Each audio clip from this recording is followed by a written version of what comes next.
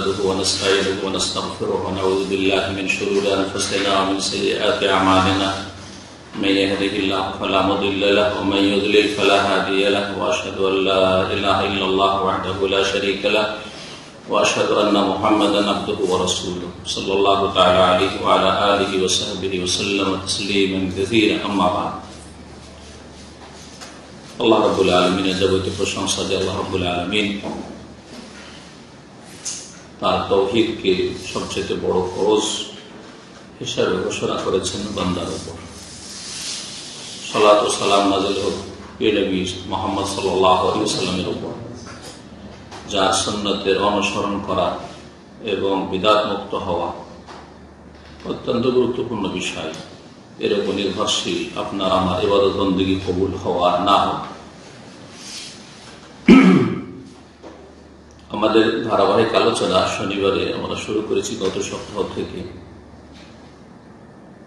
ইমাম আল হাসান আল বারবাহারি রাহমাতুল্লাহ আলাইহির কিতাব শারহুস সুন্নাহ দাস, তার জীবনী সম্পর্কে গত সপ্তাহে আলোচনা করেছি। আজকে বিষয়বস্তু হচ্ছে তার বেদাতীদের সম্পর্কে দৃষ্টিভঙ্গি বা বেদাতীদের সম্পর্কে তার ভূমিকা, তার আচরণ কেমন ছিল। ইমাম বারবাহারি রাহমাতুল্লাহ আলাইহি বেদাতীদের ওপর বড়ই কঠোর ছিল, তার শক্ত ভূমিকা ছিল।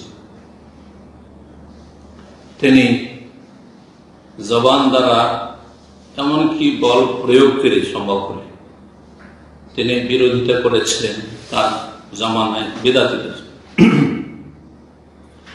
এবং এই সমস্ত ক্ষেত্রে তিনি আহলে সুন্নাত ওয়াল জামাতের অনুসারী ছিলেন। পুরোপুরি বিদআতীদের সাথে কেমন আচরণ করতে হবে, যারা আহলুল আহওয়া আহলুল বিদআহ কুপ্রবৃত্তির অনুসারী, পেট পূজারী,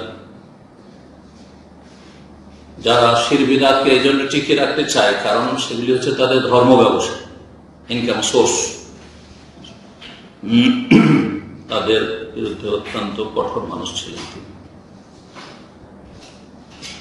তিনি অত্যন্ত আগ্রহী ছিলেন, উদ্গ্রীব ছিলেন যে দিন যাতে করে পরিষ্কার পরিচ্ছন্ন মানুষের সামনে পেশ করা হয়, সমস্ত রকমের বিদআত থেকে, কুসংস্কার থেকে আর বাপ দাদার কপল কল্পিত তরিকা থেকে, যার ফলে তিনি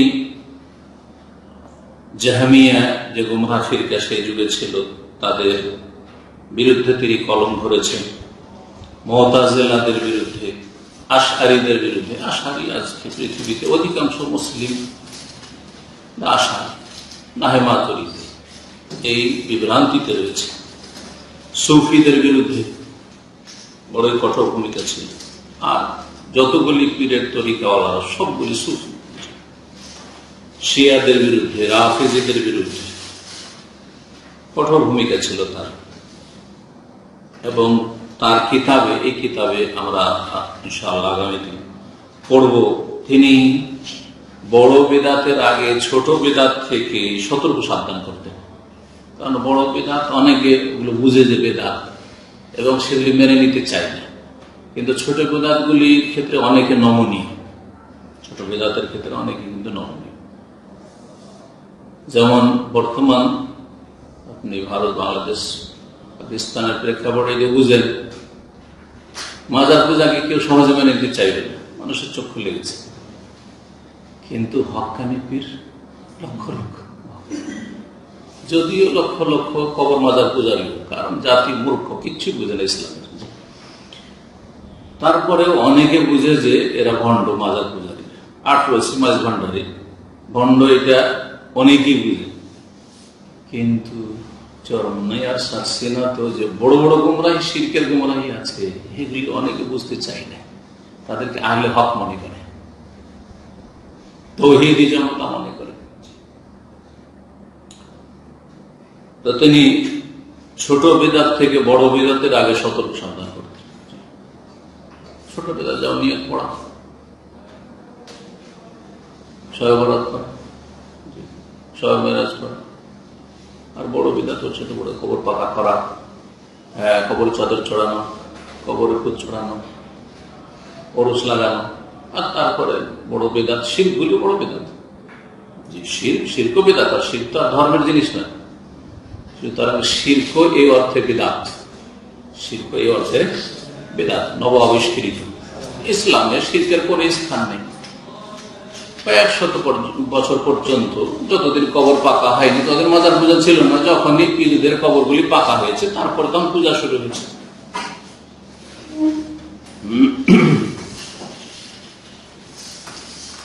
মাসআলা নম্বর 6 তিনি এই মর্মে বলছেন, ওয়াহদার সিগার আল মুহদাসাতি মিনাল উমুরি, সতর্ক সাবধান হও হে মুসলিম ছোট ছোট বিদআতগুলি থেকে। ইন্না সাগীরাল বিদআ ইয়াউদু হাত্তা ইয়াসিরা কাবীরান, ছোট ছোট বিদআতগুলি বারবার করে যখন মানুষ করতে থাকে তখন সেটা বড় আকার ধারণ করে। একবার করলে চলো ছোট বিদআত, কিন্তু ডেলি 5 ওয়াক্ত নামাজ পড়ছেন, আর 5 ওয়াক্ত নামাজে প্রত্যেক নামাজে ফরজে নাওয়াইতো পড়লেন, সুন্নতে নাওয়াইতো পড়লেন, বেতরে নাওয়াইতো, আপনি সব নাওয়াইতো, তাহলে দিনে কতগুলি বিদআত হয়ে গেল। তাহলে ছোট বিদআত থাকলো তখন বড় আকার ধারণ করল। এরকমই জায়নামাজের দোয়া ডেলি পড়ছেন আপনিও, জায়নামাজের দোয়া, জায়নামাজের দোয়া বিদআত। ছোট বিদআত থেকে সতর্ক সাবধান করতেন। আর ছোট বিদআত, এই কথাগুলি আমি এর আগে বিভিন্ন আলোচনা বলি যে ছোট বিদআতি ধীরে ধীরে বড় বিদআতি হয়। আর আজকের বেদাতি কালকে মাজার পূজার মুশরিক হয়ে যায়। বেদাত করতে করতে তখন শিরক করা শুরু করে। আজকে শুধু পীরের মুরিদ হয়েছে, মাজারে যেত না, ওরসে যেত না, মাজারে খাসি মোরগ নিয়ে যেত না। কালকে কিছুদিন পরে 2-10 বছর পরে দেখছে যে মাজারে গিয়ে খাসি মোরগ নিয়ে হাসে, চাদর চড়াইতে হাসে। আজকের বেদাতি কালকে মুশরিক।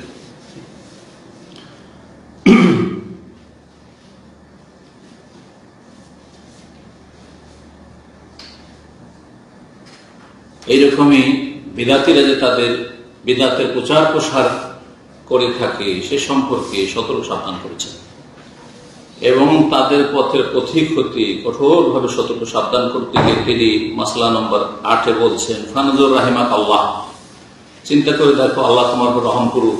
কুল্লা মান সামিআতা কালামাহু মিন আহলি জামানিকা খাসাতান, তোমার যুগের যে কারো কথা শুনবে, ফালা তাজালান্না ওয়ালা তাদখুলান্না ফি শাইইন মিনহু, তুমি তাড়াতাড়ি কোনো সিদ্ধান্ত নেবে না এবং হঠাৎ করে কারো বক্তব্য শুনে ভালো লাগলো, কারো লিখনি পড়তে, কিতাব পড়তে ভালো লাগলো আর শোনা শুরু। যেমন আজকাল সোশ্যাল মিডিয়া, আরে একজন বক্তা আজকাল সোশ্যাল মিডিয়ায় দেখছি যে অনেক তার ভিউয়ার, অনেক শুনছে, শোনা শুরু করলেন। দেখা গেল যে তার মধ্যে ভেজাল আছে, সেগুলো বুঝতে পারলেন না, আপনি ভেজালে ডুবে গেলেন। বলছে তাড়াহুড়া করবে না, জলদিবাজি করবে না এবং এমন কিছুতে তুমি প্রবেশ করবে না হাত্তা সালাওয়াতানজুর, জিজ্ঞাসা করো যে এই বক্তা কেমন, এর আকীদা কেমন, এর মানহাজ কেমন, এবং তোমার বিবেক বুদ্ধি আছে তানজুর, একটু চিন্তা ভাবনা করে দেখো, ভেবে দেখো। হাল তাকাল্লামা বিহি আসহাবু রাসূলিল্লাহ সাল্লাল্লাহু আলাইহি ওয়াসাল্লাম আও আহাদ মিনাল উলামা, যেই কথাগুলি এই বক্তা বা এই লেখক লিখছে, বলছে, এগুলি কি রাসূলুল্লাহ সাহাবায়ে কেরাম বলেছে? নবীর সাহাবীদের যুগে এগুলো ধর্মকর্ম ছিল? এটা দেখো। অথবা বড় কোন ইমাম আলেম, ইমাম আবু হানিফা, শাফি, মালিক, আহমদের যুগে ছিল, তারা করেছে? এই যে সম্মিলিত মোনাজাত, যেটাকে ফরজ বানিয়ে নিয়েছেন এই বিদআতকে, আবু হানিফা রাহিমাহুল্লাহ জীবনে করেছেন? কোন প্রমাণ দিতে পারবেন কিয়ামত পর্যন্ত? কোন প্রমাণ দিতে পারবেন? করছে আবু হানিফা রাহিমাহুল্লাহ হানাফি মাযহাবের দাবিদার, না হয়তো পড়েছেন, কিয়ামত পর্যন্ত প্রমাণ করেন যে আবু হানিফা রাহিমাহুল্লাহ অমুক জায়গায় লিখেছেন যে তোমরা নিয়ত পড়বে, তারপরও হানাফি মাযহাবে নিয়ে চলছে, এই বিদআত চলছে হানাফি মাযহাবে। এই কথা বলছেন যে রাসূলুল্লাহ কোন সাহাবী, কোন তাবেঈ, কোন বড় ইমাম আলেম এই কথা বলেছেন? আলেম মানে আমাদের দেশীয় ভাষায় আলেম, আমাদের দেশীয় ভাষায় তো একটু ভালো আলেম তো আলেমই থাকে না, একটু ভালো সব আল্লাহ। আমাকে তো ভয় লাগে, যাদেরকে আল্লাহ বলা হচ্ছে আমি পেলে ওদেরকে জিজ্ঞাসা করি যে আপনাকে আল্লাহ যদি কিয়ামতের দিন জিজ্ঞেস করে যে আনতা আল্লাহ, তুমি কি আল্লাহ হতে পেরেছো, কি জবাব দিবে কিয়ামতের মাঠে? অত সোজা। আল্লাহ মহাজ্ঞানী, সবগুলি আল্লাহ। একটু আন্দোলন করতে পারলে আল্লাহ, একটু ফেমাস হতে পারলে সোশ্যাল মিডিয়াতে লোকজন খুব শুনছে আল্লাহ আল্লাহ। এখন আর আলেম আর মৌলানা শব্দ নেই,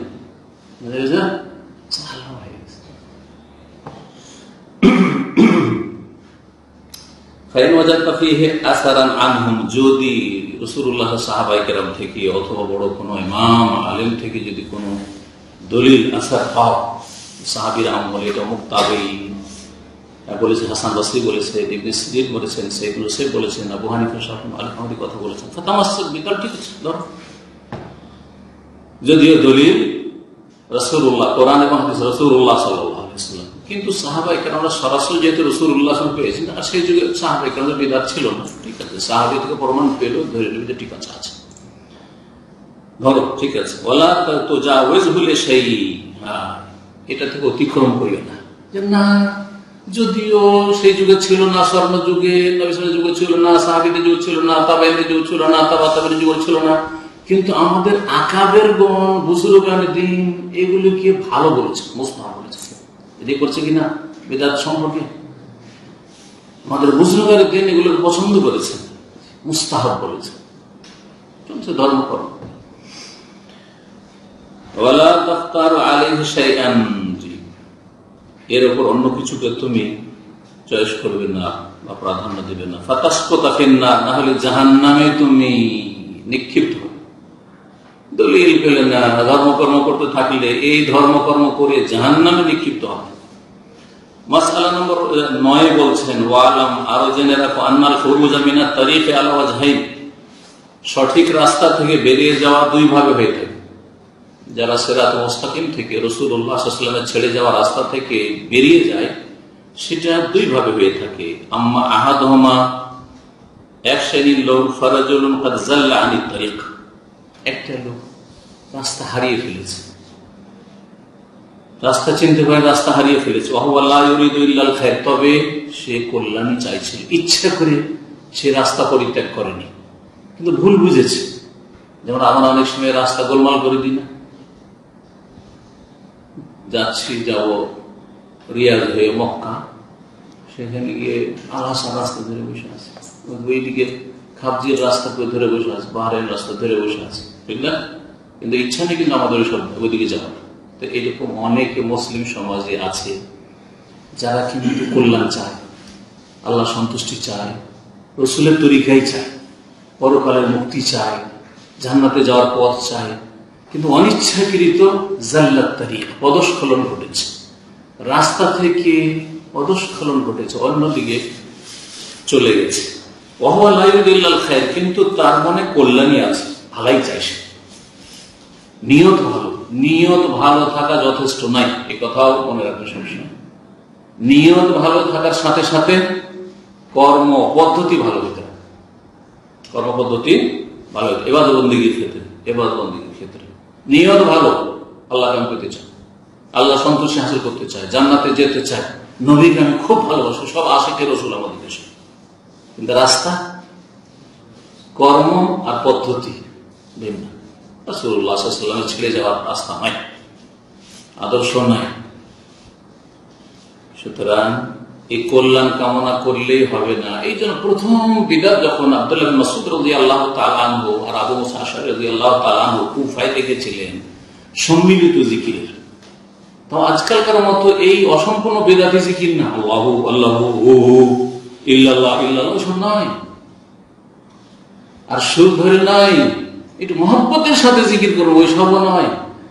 বরং একজন ওস্তাদ বসে আছে, মুরব্বী, আর জনগণকে বলছে যে সাব্বিহু মিয়া, 100 বার করে আপনারা সবাই সুবহানাল্লাহ পড়েন, কাব্বিরু মিয়া, 100 বার করে এখন আল্লাহু আকবার পড়েন, ওয়াহমাদু মিয়া, মুহাম্মাদুল্লাহ মিয়া, আল্লাহর 100 বার করে আলহামদুলিল্লাহ পড়েন, প্রশংসা করেন। এইভাবে 100 বার পুরা হচ্ছে, তখন আরেকটা দিচ্ছে, এই 100 পুরা হচ্ছে, আরেকটা দিচ্ছে। দেখি ফজরের সময় ছিল, বলছেন যে হয় তোমরা আসহাব মুহাম্মদ সাল্লাল্লাহু আলাইহি ওয়াসাল্লাম, মুহাম্মদ সাল্লাল্লাহু আলাইহি ওয়াসাল্লামের সাহাবায়ে কেরাম আবু বকর, ওমর, ওসমান, আলী এইসব আশরা মুবাশশারা, বদরি সাহাবী, হুদায়বিয়া সন্ধির সাহাবী, এইসব সাহাবায়ে কেরাম চাইতে বেশি আহাদা হেদায়েত প্রাপ্ত, ওদের চাইতে পরেজগার তোমরা। আর না হলে মুফতাতিহু বাবা দালালাতুন, অথবা তোমরা গুমরাহির রাস্তা প্রথম খুঁজছো। তখন তার উত্তর বলেছে, ওয়াল্লাহি ইয়া আবু আব্দুর রহমান মা নুরিদু ইল্লাল খায়র, আল্লাহর কসম করে বলছি, আবু আব্দুর রহমান আব্দুল্লাহ মাসউদের কুনিয়াত, আমাদের উদ্দেশ্য তো খায়র কল্যাণ, আমরা তো ভালো উদ্দেশ্য করছি। যে একা একা জিকির আজকার করবে না, বসিয়ে দিচ্ছি 100 বার ঘোরা করো, 100 বার ঘোরা করো, 100 বার এটা করো, 100 বার এটা করো, নিয়ত তো আমাদের ভালো। উত্তর কি বলেছিল মাসউদ? চলবে, খুব ভালো কাজ করছো। ওয়াকাম মিন মুরিদিন লিল খায়রি লা ইউসিবুহু, কত শত লোক আছে যারা কল্যাণ চায় কিন্তু কল্যাণ পায় না। কল্যাণ চাইলেই হয় না, ভালাই চাইলে হয় না, ভালাই রাস্তায় চলবে।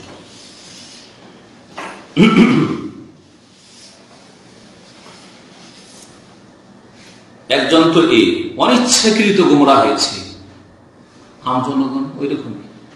কিন্তু আম জনগণ একটা ত্রুটি আছে যে লেখাপড়া করে না, হিতাহিত জ্ঞানকে কাজে লাগায় না, ভালো মন্দের পাঠ। একজন দলিল দিয়ে বলছে আর একজন দলিল দিয়ে বলে না। যে দলিল দিয়ে বলছে ওকে ওয়াহাবি লাহাবি গুমরাহি, অমুকের দালাল তমুকের দালাল, আউট।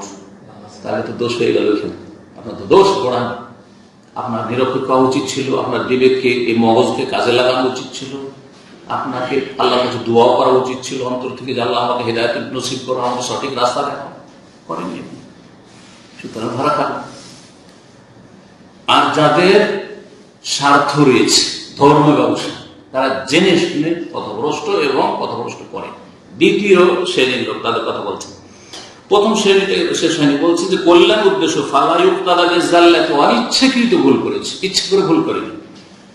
অনিচ্ছাকৃত যদি কেউ ভুল করে, এমনকি আলেম অনিচ্ছাকৃত ভুল করার চেষ্টা করেছে কিন্তু ভুল করেছে, তার ইক্তেদা অনুসরণ করবে না, তার ভুলের অনুসরণ করবে না, তার ভুলের অনুসরণ করবে না। এই জন্য ইমাম আবু ইউসুফ মুহাম্মদ 1/3 মাসাইলে আপনার ওস্তাদ আবু হানিফা রাহিমাহুল্লাহর বিরোধিতা করেছেন, যে না, আমাদের ওস্তাদের ইজতিহাদে ভুল হয়েছে, সেজন্য আমরা অন্ধভাবে তার তাকলিদ করব না, করেন না।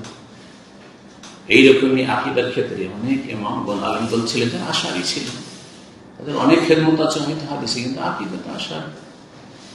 তো তাদের ওই ফালা ইউক্তাদা বিজাল্লাতিহি, তাদের পদস্খলন ঘটেছে, তাদের পদস্খলনে অনুসরণ করা যাবে না। উদাহরণ, আমার সাথে আপনারা সবাই হাঁটছেন, আর আল্লাহ না করে রাস্তা হাঁটতে হাঁটতে আমি একটু আগে আগে হাঁটছি, আমি পিছলে পড়ে গেছি। তারা বলছে, আরে শেখ যখন পিছলে পড়েছে আমরাও সব পিছলে পড়ি নাকি? কখনো পড়বেন না। ব্যাপারটা কি, এখানে তাহলে পিছল জায়গা আছে, নিজেকে বাঁচায়, চাচা যান বাঁচান, আর শেখকে উঠায়, এটা না করবেন। আমাকে উঠাবার চেষ্টা করবেন, উঠতে না পারলে। আর আপনারা সতর্ক সাবধান হবেন, ঠিক না?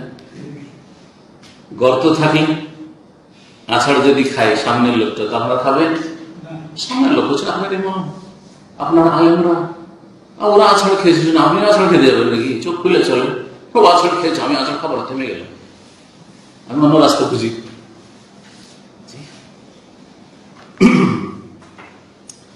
বলছেন যে না না না, তার পদস্খলন ঘটেছে, তার অনুকরণ করবেন না। ফাইন্নাহু হালিক, কারণ তার সর্বনাশ হয়েছে, সে ভুল পথে চলে গেছে। ও আখার আনাদাল হাক্কা, আর শ্রেণীর লোক আছে গুমরাহ। তাহলে গুমরাহ 2 প্রকার, অনিচ্ছাকৃত গুমরাহ হয়েছে, ভুল পথে চলেছে, তার ভুল পথের পথিক আপনি হবেন না, আপনি অন্তত সতর্ক সাবধান।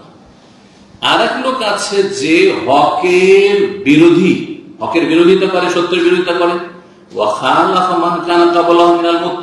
যারা আল্লাহ ভীরু রয়েছে তাদের বিরোধিতা করে, সঠিক কথা বলেন, তাওহীদ সুন্নাতের কথা বলেন, আমাদের বিরুদ্ধে বক্তব্য করছে, আমাদের বিরুদ্ধে তারা লেখালেখি করছে, আমাদের বিরুদ্ধে তারা লেকচার ছাড়ছে।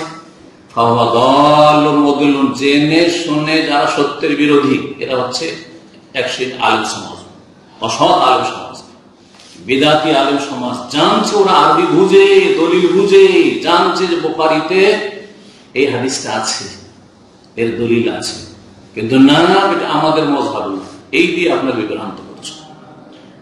ইচ্ছে উদ্দেশ্য হচ্ছে হকের বিরোধিতা করা। জানছে কোরআনে বা হাদিসে পীর ধরা দলিল নেই, বই লিখে বসে আছে পীর ধরার ওয়াকাট্য প্রমাণ কোরআনে, আর আয়াতের অপব্যাখ্যা করছে ইহুদিদের মধ্যে।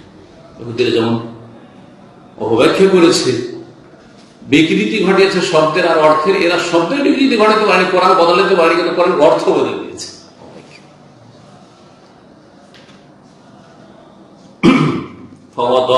যে ব্যক্তি জেনে শুনে হকের বিরোধিতা করে সে হচ্ছে নিজে পথভ্রষ্ট, মদিল্লুন পথভ্রষ্ট কারী। তাহলে বিদাতি আলেম সমাজ হচ্ছে দালুন মদিল্লুন, নিজে গুমরাহ, জাতিকে গুমরাহ করছে। জনগণ অথবা একজন অত এলেম নেই, চেষ্টা করছে হক তলাশ করার, কিন্তু পারে না, ভুল পথে আছে। আপনি বুঝতে পেরেছেন যে আমাদের মসজিদের ইমাম অথবা আমার বাপ নিয়তটা খুব ভালো, চাই হ্যাঁ আল্লাহকে মহব্বত করে, রসুলকে মহব্বত করে, খুব ভালো, দিন ভালোবাসে, কিন্তু বুঝে উঠতে পারছেন। আপনি বুঝেছেন, তাই বলে আপনি আপনার বাপের তরিকে চলবেন না, আপনি রসুলের তরিকে চলবেন। আপনি বুঝতে পেরেছেন, আলহামদুলিল্লাহ। দুই শ্রেণীর মানুষ বলছেন ৭০ নম্বর মাসআলাই তিনি যে বিদআতের বিরুদ্ধে কঠোর ছিলেন এর নজির পেশ করছেন। ওয়াইজা সামিআতা রাজুল ইয়াকানু আলাল আসার ওয়ালা ইয়াকবালুহা, তুমি যদি কোনো মানুষকে এমন কথা বলতে শোনো যে সে হাদিসের উপর কটূক্তি করছে, হাদিসের বিরুদ্ধে সে কথা বলছে, ওয়ালা ইয়াকবালুহা, সেটাকে গ্রহণ করে না। যেমন একজন বড় চিন্তাবিদ ইমাম মেহেদীকে অস্বীকার করেছে, ইমাম মেহেদীর হাদিসকে অস্বীকার করেছে তার ভক্তরা, ওই জন্য ইমাম মেহেদীর হাদিসকে কোন গুরুত্ব দেন। ইব্রাহিম আলাইহিস সালামের হাদিস বুখারীতে আছে, তিনটি ক্ষেত্রে মিথ্যা বলেছে, হাদিস অস্বীকার করেছে বলার মধ্যে। তো যদি দেখো যে কেউ কোন হাদিসকে অস্বীকার করছে অথবা গ্রহণ করছে না, রাসূলুল্লাহ কোন হাদিসকে ইনকার করছে, অস্বীকার করছে, ফাত্তাহিমু আল ইসলাম, তার ইসলামের ক্ষেত্রে তাকে অভিযুক্ত মনে করো, সে একজন অভিযুক্ত ব্যক্তি, সেই ব্যক্তি বিভ্রান্ত। ফাইন্নাহু রাজুলুন রাদিউল কওলি ওয়াল মাযহাব, সে তার কথা এবং মযহাবের দিক থেকে নিম্ন শ্রেণীর মানুষ, নিকৃষ্ট মানুষ, গোমরাহ, সে গোমরাহের পথে গেছে। এটি হচ্ছে লক্ষণ। হাদিস পেশ করছেন, তোমার হাদিস রাখো, গোমরাহ। তুমি কি বুঝো হাদিসের, অথচ হাদিসের কিতাব দেখাচ্ছ। হ্যাঁ, তোমার কি অধিকার আছে হাদিস দেখাবার? বাংলা হাদিস নিয়ে যেয়ে দেখেন আপনাকে বিদাতি বলবে, সবাই তাই বলবে।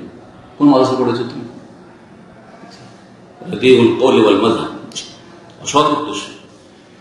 102 নম্বর মাসআলায় বলছেন ইমাম বারবাহারি রাহমাতুল্লাহ আলাইহি, ওয়ালাম আন্নাহু লাম তাজি বিদআতুন কাত্তু ইল্লা মিনাল হামজির রিআ আতবা কুল্লিন। জেনে রাখো, যে কোন বিদআতের সূত্রপাত হয়েছে বা সূচনা হয়েছে মুসলিম সমাজে, এটা এক শ্রেণীর মূর্খ, অশিক্ষিত রাখাল, রাখাল টাইপের, তার মানে অশিক্ষিত মূর্খ। মাদ্রাসায় পড়লেই যে শিক্ষিত হয়ে যায়, যার কাছে কোরআন হাদিসের দলিল নেই, সে যতই বড় মাদ্রাসা পড়ুক আর যতই বড় দাড়ি রাখুক আর যতই বড় মসজিদের ইমামের ক্ষতি হয়ে যাবে, সে মূর্খ। এদের কাছ থেকে বেদাতগুলি এসেছে, আতবা করলেন না, সে যে কোনো ডাক দেনেওয়ালা ডাক দিলেও সেই ডাকের পিছনে ছুটছে। এরা বিদআতগুলি চালু করেছে যুগে যুগে। এইভাবে তিনি বিদআত থেকে সতর্ক সাবধান করেছেন। তিনি আরো বলেছেন, মাসালু আসহাবিল বিদআহ মিসলাল আকারিব, বেদাতীদের উদাহরণ হচ্ছে বিচ্ছুর মতো। খুব সুন্দর কথা বলেছে।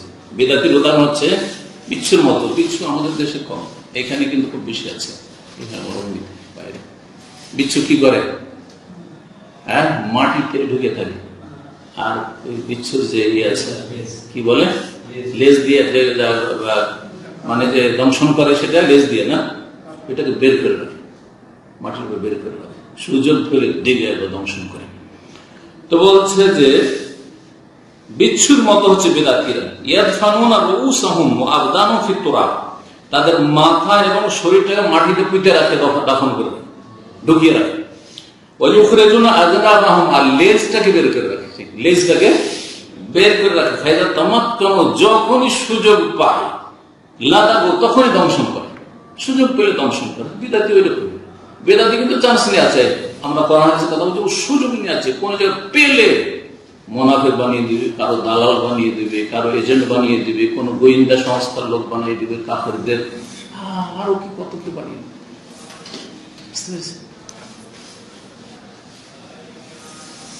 নিজেদের খবর সেকুলার ব্যক্তিকে তারা খলিফা বলে, কারণ তাদের স্বার্থের সাথে তার মিল আছে। তাদের খলিফা যদি ভাস্কর্য তৈরি করতে আসে তাহলে সে খলিফা হয়ে যেতে হবে, খলিফাতুল মুসলিম, খলিফাতুল মুজরিমিন। আর যদি অন্য কোন শাসকের ভাস্কর্য তৈরি করে, সেও হারাম কাজ করেছে, ও হারাম কাজ করেছে, হারাম তো একই গুটি, কিন্তু সে তখন তাগুত হয়ে যায়, বিরোধী হলে তাগুত হয়ে যায়। আর ওই কাজটাই যদি তাদের খলিফা করে তাহলে সে কি হয়ে যায়, তাদের খলিফা হয়ে যায়।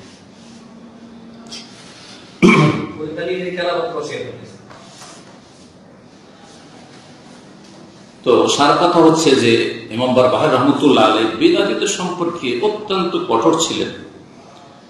আর এটি যে তিনি সুন্নতের ক্ষেত্রে অত্যন্ত আত্মমর্যাদা সম্পন্ন ব্যক্তি ছিলেন, গায়রাতমন্দ মানুষ ছিলেন, গায়রাতওয়ালা মানুষ ছিলেন, এর প্রমাণ বহন। যার যত বেশি কোরআন হাদিসের সাথে মহব্বত আছে তত বেশি বিদআতের বিরুদ্ধে, শিরকের বিরুদ্ধে সোচ্চার হবে। আর যার আরে সবাইকে নিয়ে চলতে হয়, যে যা করছে দুনিয়ার স্বার্থ আমারও ঠিক থাকবো, কারো গালি কেন খাবো, আর কারো সমালোচনার পাত্র কেন হবো, কারো কাছে কেউ বিতর্কিত হইতে চাই না, এই বিতর্কিত কেন হবো, আর বিতর্কিত বিষয় বলবো কেন, যে যা করছে সুবিধা নাকি। ইমাম বারবাহার রহমাতুল্লাহ ওইরকম ছিলেন না। সুন্নতের যত মহব্বত হবে, সহি আকীদার সাথে যত ভালোবাসা হবে, দলিলের সাথে যত বেশি ভালোবাসা, তত বেশি শিরক বিদআতের বিরুদ্ধে সোচ্চার হবেন। এটা মানুষের প্রকৃতি, প্রত্যেকের। আপনি দেখেন যে আপনার অবস্থাটা কি, যদি দেখেন অসুবিধা নেই, তাহলে জানবেন যে আপনার রোগ আছে, রোগ আছে।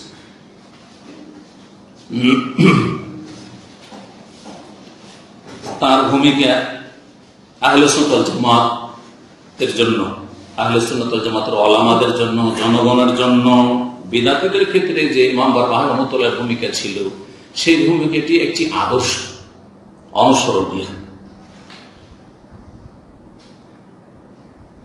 তার ছাত্রদের মধ্যে প্রসিদ্ধ বা প্রখ্যাত একজন ছাত্র ছিলেন ইমাম ইবনে বাত্তাহ রাহমাতুল্লাহ আলাইহি। বড় ফকিহ ছিলেন তিনি। আর এছাড়াও তার অনেক ছাত্র ছিল। ইমাম আবু আব্দুল্লাহ ইবনে বাত্তাহ, এই যে ছাত্র ইমাম বারবাহার রহমাতুল্লাহ আলাইহি, তিনি বলছেন যে তার ওস্তাদ একটি মূল্যবান উক্তি বলেছে, যে উক্তিটি আমাদের বর্তমান যুগে জেনে আমল করা খুব গুরুত্ব রাখে। আমাদের অনেক সহি আকীদা আলেম ওলামারা এই বহাস করতে চলে যায়, মোনাজারা যেটাকে বলা হয়, আজকাল বাংলাদেশের ভাষায় বহাস করে, বুঝলেন, মানে তর্ক করতে যাওয়া। আর তারপরে ফিকহি মাসলা নিয়ে আমাদের যতগুলি বহাস হচ্ছে ফিকহি মাসলা নিয়ে, অথচ তার আগে আকিদাই ঠিক হয়নি, তোর ফিকহি মাসলা তফাজল করবে কি করবে না, মোনাজাত করবে কি করবে না, হাত উঠাবে না, তারপরে তারাবি 8 রাকাত না 20 রাকাত, এগুলো নিয়ে বহাস, এগুলো নিয়ে মোনাজারা। অথচ আকীদায় আল্লাহ সর্বত্র বিরাজমান। হ্যাঁ, শিরকি কুফরি আকীদা বিশ্বাসী, চিন্তা করো না, এগুলোর গুরুত্ব দেওয়া উচিত না। তারপরেও এই তর্ক বহাস করে সম্পর্ক ভালো থাকে না। হ্যাঁ, পরিবেশ উত্তপ্ত হচ্ছে, আর একচোখে হয়ে যেতে হয় না, একচোখে হয়ে যেতে হয় না। আর এত মিথ্যার ছড়াছড়ি বিদআতের মধ্যে, কারণ বিদআতীদের ধর্মই প্রতিষ্ঠিত হয়েছে মিথ্যার উপর, জাল হাদিসও মিথ্যা, জয়ীফও মিথ্যার কাছাকাছি, আর এগুলোর উপর নির্ভরশীল। আর যতগুলি বিদআত সবগুলি মিথ্যা, শিরকি আকীদাগুলি সবগুলি মিথ্যা। আর তারা বলতেও পারে মিথ্যা কথা, বলতেও পারে তারা মিথ্যা কথা, তর্ক করবে। আর তারপরে ওরা লাঠিয়াল বাহিনী রেডি রেখেছে, আর তারপরে হয়তো উত্তর তারা দিতে পারেনি, সাথে সাথে তারা বিবৃতি দিবে অথবা পোস্টার ছাপিয়ে দিবে যে ওরা পালিয়ে গেছে বা ওরা আসেনি, করছেন তর্ক করে কোনো লাভ নেই। আমি সবসময় বলি যে এই তর্ক বহাস না করে, মানুষ স্বাধীন দেশে বসবাস করছেন, আর গণতান্ত্রিক অধিকার রয়েছে, কথা বলার অধিকার রয়েছে, বাক স্বাধীনতা রয়েছে, ইবাদত বন্দেগীর ধর্মীয় স্বাধীনতা রয়েছে সবার। যেখানে অমুসলিমরা ইবাদত বন্দেগীর স্বাধীনতা রাখে, তো মুসলিমরা রাখে না, বিভিন্ন তরিকে রাখে। আপনার দেশে হিন্দু পূজা করতে পারছে, খ্রিস্টান করতে পারছে, আপনার তারপরে যেগুলো কাদিয়ানি পর্যন্ত সব চলছে।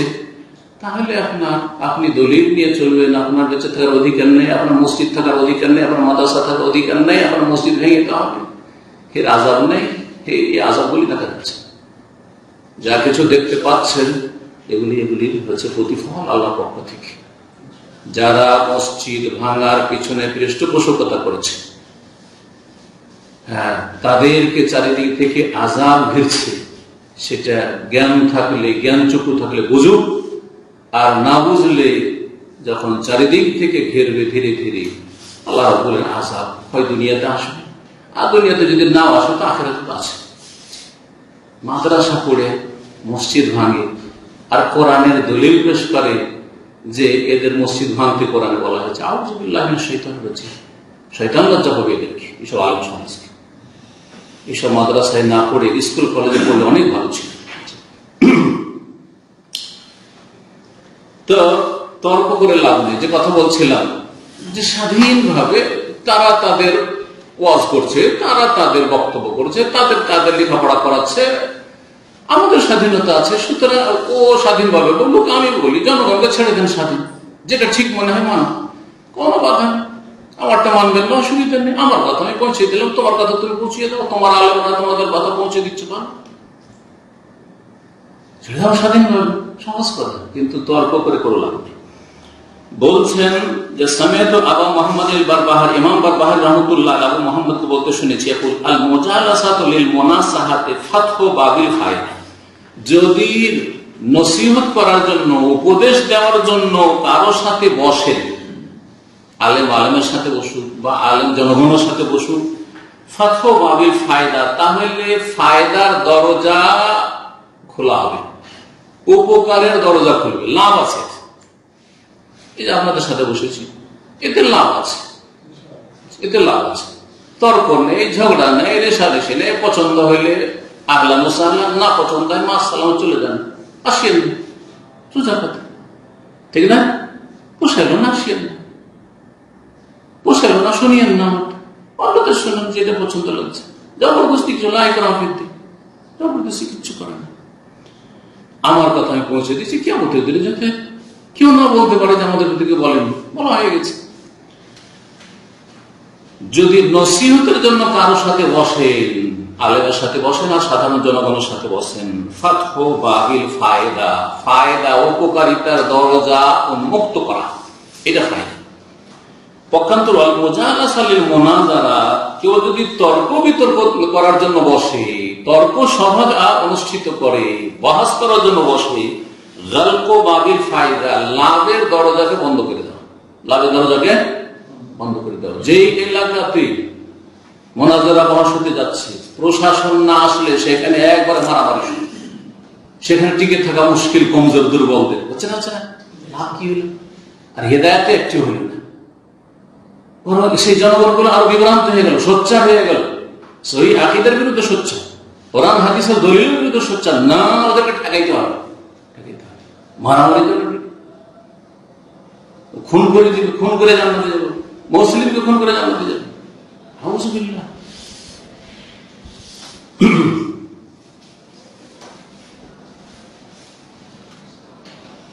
এখন আর কথা লম্বা না করে, যেহেতু আমরা অল্প সময় আলোচনা করবো বলেছি, কিন্তু সময় আমাদের পার হয়ে গেছে আধা ঘন্টা থেকে 35 মিনিট, সুতরাং শেষ করছি। ইমাম বারবাহার রাহমাতুল্লাহ আলাইহ শেষ জামানায় আল্লাহ পরীক্ষা করলেন জালেম শাসক আসলে।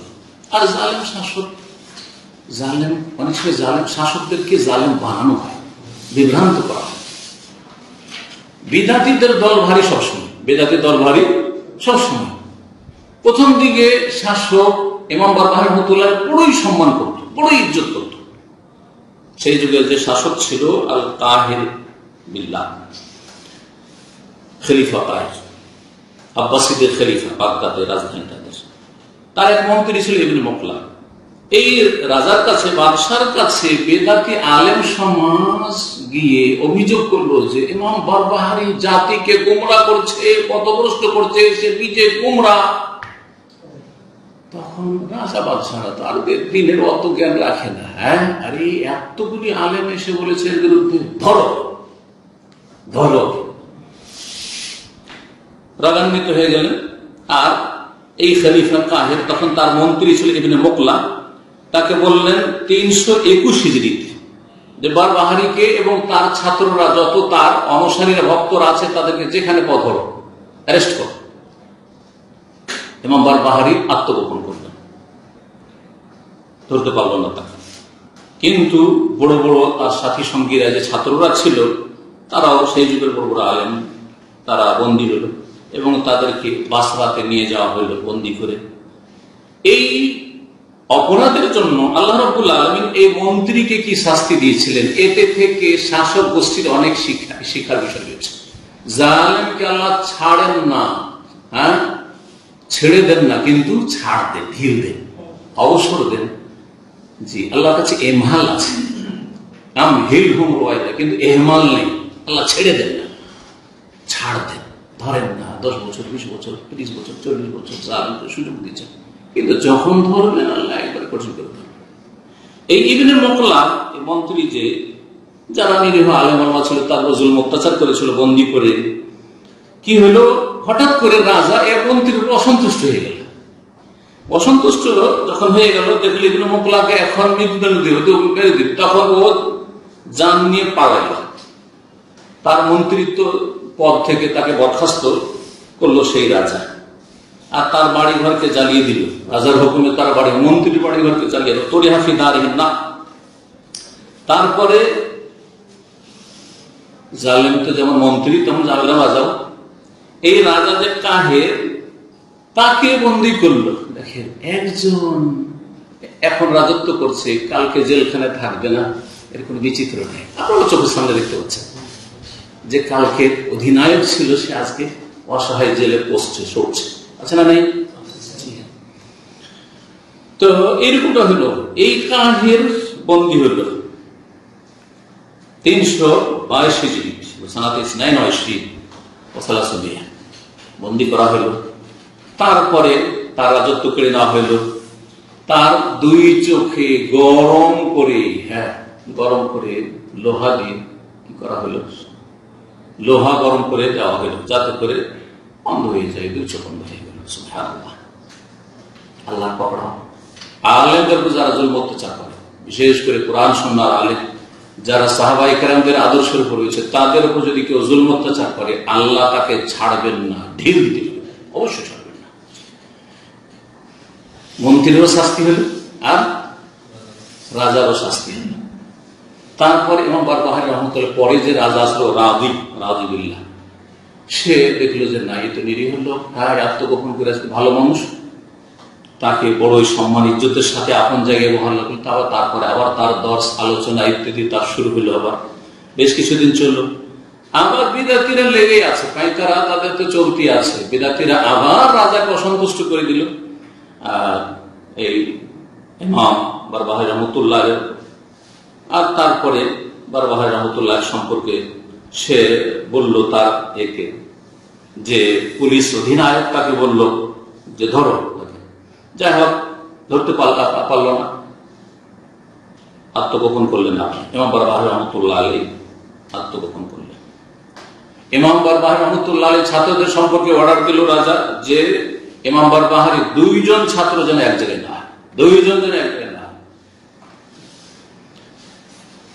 আত্মগোপন করে থাকলেন। আর সে অবস্থায় তিনি অসুস্থ হয়ে পড়লেন। আর অসুস্থ হয়ে তিনি 329 হিজরি রজব মাসে ইন্তেকাল করলেন রহমতুল্লাহ। যেই ঘরে তিনি ইন্তেকাল করেছিলেন, সেই ঘরেই তার জানাজা হয়েছে, গোপনে জানাজা হয়েছে। জানাজার শেষে তার জীবনীতে লিখেছে, জানাজার শেষে যেই বাড়িতে জানাজা হয়, তার যে গোসল দিয়েছিল, দরজা বন্ধ করে, যাতে কেউ বুঝতে না পারে কোথায় আছেন উনি। আর তারপরে সে যিনি গোসল দিয়েছিলেন, তিনি সালাত পড়ছেন, দেখছেন যে বাড়ি ঘর সব সাদা পরিষ্কার পরিচ্ছন্ন ধবধবে সাদা কাপড়ে এবং সবুজ কাপড়ে, সবুজ পোশাকে আর সাদা পোশাকে একবারে মানুষে ভর্তি হয়ে গেছে, লোকে লোক রান্না।